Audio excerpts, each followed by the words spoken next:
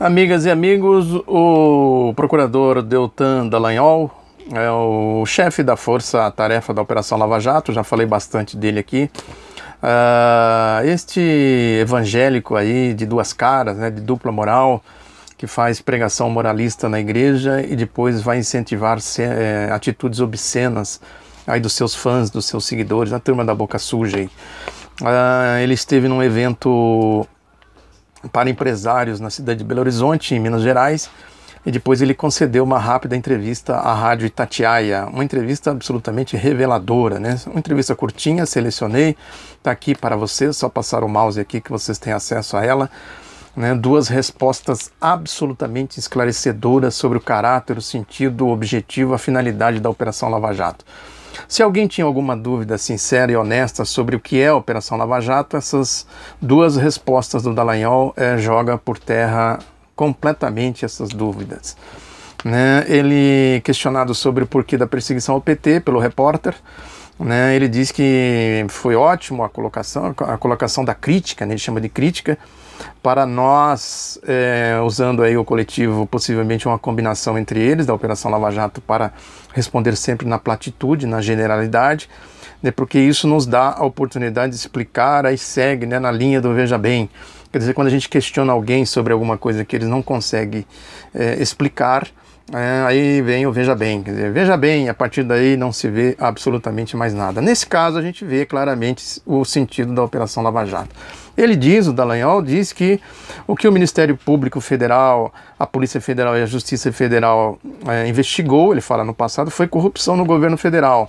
Porque no governo federal ninguém explica, né, não há sentido nesta afirmação, né? Eles dizem que a operação, a mídia, a direita, os próprios integrantes da Operação Lava Jato dizem que ela surgiu por acaso, né? O Dallagnol falou no programa do Jô, né, que ela é resultado de uma conspiração do universo, né, como se isso fosse simplesmente uma coisa que aconteceu por acaso. A gente sabe que não é nada disso, né, porque aí ele revela aqui que ela surgiu, na verdade, para investigar a corrupção no governo federal. Né? Aí ele diz que nos últimos 14 anos, pelo menos, não explica porquê, nos últimos 14 anos, ele faz a conta errada, porque o governo que ele diz que está investigando, que ele investigou, começou em 2003 com o governo Lula, né? Ele diz que quem esteve à frente do governo nesse período foi um determinado partido. Ele não fala o nome, não fala PT, porque esse nome possivelmente deve causar alergia nele, nessa turma dele aí, né? Que a gente sabe exatamente por quê. E sua base aliada, né? Partidos que apoiavam aquele partido no poder.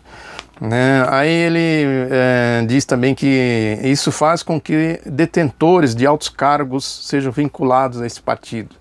É uma bobagem das bobagens, né? Porque o PT liderava o governo, mas era um governo de coalizão, quer dizer, outros partidos também participavam, eram detentores de altos cargos na esfera do governo federal. Aí diz que aí entra a arrogância, né, de maneira arrogante, característica dessa gente, né, diz que não tem como ser diferente, não há como esperar, né, que alguém da oposição fosse indicado pelo partido do poder. É uma obviedade rodriguiana, né, do Nelson Rodrigues, o óbvio lulante, né, e uma revelação também, quer dizer, o que eles estão investigando? É a corrupção ou é o partido, o determinado partido no poder, o PT no caso, que ele não menciona, né? Quer dizer, aí já é uma primeira revelação da pantomima do que é a Operação Lava Jato. Aí ele termina a primeira resposta dizendo que acreditar em partidarização das investigações é construir uma teoria da conspiração. Precisa construir? Não é teoria da conspiração, é uma conspiração de fato, né? Ele mesmo acabou de revelar aqui na sua resposta que é uma conspiração golpista, né? A lógica do golpismo está aí na Operação Lava Jato. Na segunda pergunta, a pergunta é sobre o Caixa 2, né? A corrupção do Caixa 2, ele se enrolou todo, né? Já começou aí com o diapasão da Operação Lava Jato, né? Quer dizer, ele disse que não ia responder questões de maneira arrogante, não ia responder questões gerais, Diz que não entraria em detalhes de causa. A causa, no caso, é a perseguição do PT, né? Por que o Caixa 2 só atinge o PT? E a prática deles de responder na platitude, quer dizer, na generalidade, para não responder nada, né? Para não esclarecer nada, porque eles não têm exatamente a resposta. Veja bem, eles não têm resposta para essas questões. Aí ele entra numa fala infantilizada, boba, né? Parece uma criança falando, né? Explicando. Vocês vão ver aqui como a fala dele é completamente idiotizada, né? Em se tratando de um procurador-geral já grandinho, com 34 anos, bem formado, bem informado, né? Com uma fala boba mesmo. Aí ele diz que o que surge em relação aos outros a gente vai investigar de modo igual. Vai investigar? Por que não investigou? Estão aí as delações que revelam outros partidos, revelam outras práticas, né? Revelam as mesmas coisas que eles acusam o PT, né? Revelam também em relação ao PMDB, ao PSDB, né? Ao Aécio, o Temer, o Jucá, e vai por aí afora, muita gente, não dá para listar todos aqui. O que fica de tudo isso é uma constatação óbvia também, né? Quer dizer, a sordidez dessa gente se manifesta de maneiras diferentes, mas com sentido igual.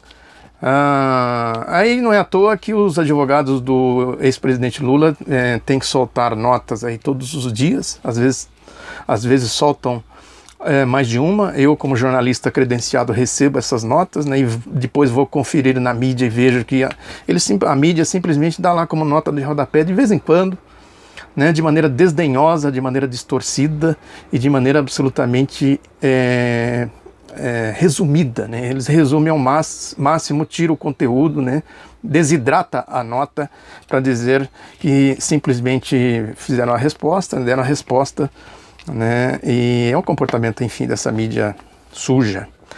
Aí quando eles se deparam com um repórter igual esse da Rádio Itatiaia, que se arrisca, né, em outras searas, né, que faz o questionamento, aí eles se revelam todo, né? Aí vem à tona exatamente a essência do que é essa gente, né, do que representa a Operação Lava Jato. Quer dizer, cada um que abre a boca, quando eles abrem a boca e falam por si só, não é à toa que o Sérgio Moro se recusa a dar entrevista, não sei o que, tal, ele prefere falar, depois faz o marketing deles, faz parte do marketing, eles terceirizam, né, as suas versões, porque se eles forem falar, correm o risco de cometer erros grosseiros aí para eles, evidentemente, como esse desastre que foi essa entrevista do Dallagnol. Eles terceirizam, né? Isso depois passa por uma decomposição nos dois sentidos do termo, como eu falei aqui já, né? E vai para a boca de Marco Antônio Villa, Alexandre Frota, Bolsonaro e essa turma, os seus fãs, os seus seguidores, né? Tudo isso revela exatamente que essa turma gosta de incentivar aí o ódio, né, porque eles pertencem a uma lógica de sociedade, essas camadas médias e intermediárias para cima, né, que ainda vê o Brasil como uma senzala. Quer dizer, quando o Brasil entra nos seus ciclos de expansão, né, de crescimento, de desenvolvimento, a gente vê uma explosão da criatividade, do potencial do povo brasileiro, né, desse país. A gente viu isso já na Revolução de 1930, viu agora nesse ciclo progressista dos governos Lula e Dilma, e eles simplesmente odeiam isso, porque isso aqui para eles é a Casa Grande e a Senzala querendo acabar com essa lógica, essa diferença Casa Grande e Senzala. Esse é o sentido do ódio aí, desse comportamento aí do Deltan, do Moro e dos seus entornos. A gente está vendo isso também aqui nas Olimpíadas. É importante a gente registrar isso, o potencial que esse povo tem, né? A gente está vendo, né, que vai se encerrar amanhã, né, o potencial aí do Brasil aí nessas Olimpíadas, no sucesso aí, aí que vem um êxito, vamos dizer assim, um efeito retardado dos êxitos dos governos Lula e Dilma. Aí a gente vê claramente que essa turma odeia tudo isso, né? A gente viu aí no caso do Mensalão, né, aquela teoria do que seria se fosse, no julgamento daquela farsa gigantesca, né, julgando aí com base no que poderia ter sido, né, uma coisa realmente absurda que mostra bem o porquê que essa gente usa o ódio no lugar do argumento, né, principalmente né, comportamento aí de um crente, né, de um evangélico, uma coisa vergonhosa, inclusive para os evangélicos que seguem e que aplaudem esse tipo de comportamento. Aí surge, por exemplo, essa questão do triplex aí do Lula, né? Quer dizer, agora as investigações revelaram o óbvio, né, o sol do meio-dia, né, quer dizer, acusando o Lula de tentar obstruir a justiça, quando na verdade o Lula obstruiu pelos fatos, pela realidade, pela verdade, o Moro, né? Foi a obstrução do Lula ao Moro, não à justiça. Né, exatamente o contrário do que eles dizem, né? Quer dizer, para abrir caminho para a justiça precisa obstruir gente aí como esse Sérgio Moro, né? Inclusive com esse recurso aí, com esse comunicado à ONU das barbaridades que ele vem cometendo aqui no Brasil, o Moro, né, vem cometendo no Brasil. E aí a gente pega, por exemplo, esse japonês na Federal, né, esse acusado aí de contrabando, de tráfico, né, tá lá do Paraná, era o padrão dessa gente, era a referência dessa gente, né? Por aí a gente vê quem é exatamente esse tipo de gente que está aí na Operação Lava Jato apoiando o golpe. Por trás de tudo isso, eu reforço aqui a questão do PSDB no governo. Ele vai cada vez mais se inserindo, eles vão compondo no governo golpista, né, com o PSDB. Está na mídia hoje mais um capítulo, o Michel Temer se reunindo com os caciques aí do PSDB, repartindo o butim do golpe. Né? Eles simplesmente estão dando consecução ao que eles tanto perseguiram e que não conseguiram pela via democrática, pela vontade popular, e agora estão conseguindo aí pela via golpista. É a Casa Grande mostrando a cara, se revelando, né, e revelando a essência do golpe. Se você me acompanha e ainda não está inscrito nesse canal, inscreva, né, se inscreva, né, ajude a gente a divulgar aqui o outro lado da notícia. Conto com vocês. Um abraço e até a próxima.